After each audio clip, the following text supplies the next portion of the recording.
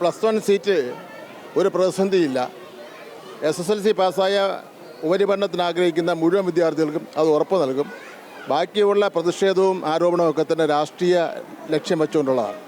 അതൊന്നും ഇപ്പം നടക്കുന്ന കാര്യങ്ങളൊന്നുമല്ല. അതിലൊക്കെ തന്നെ വേറെ ഒരുപാട് കാര്യങ്ങൾ ചർച്ച ചെയ്യാനുണ്ട്. ബാച്ചിൻ്റെ കാര്യത്തിലൊക്കെ തന്നെ ഇപ്പോൾ തൽക്കാലം കേരളത്തിൻ്റെ സാഹചര്യം അനുസരിച്ച് കുട്ടികൾക്ക് പഠിക്കുന്നതിന് വേണ്ടിയുള്ള സംവിധാനം ഉണ്ടാക്കുക എന്നുള്ളതാണ്. അത് ഈ ഗവൺമെൻറ് കഴിഞ്ഞ വർഷവും ചെയ്ത് ഈ വർഷവും ചെയ്യും. അതെല്ലാം കുറച്ച് ഉണ്ടായെന്ന് വരും. 60 കുട്ടികളും 65 കുട്ടികളൊക്കെ തന്നെ പഠിച്ചെന്ന് വരും.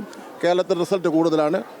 എല്ലാ UP പോലെയും ബീഹാറിനെ പോലെയല്ല, എല്ലാ വിദ്യാർത്ഥികളും സ്കൂളിലെത്തേക്ക് പോവുകയാണ്. അപ്പോൾ അതിൻ്റെ ഒരു കുറച്ച് ബുദ്ധിമുട്ടൊക്കെ ഉണ്ടായെന്ന് വരും.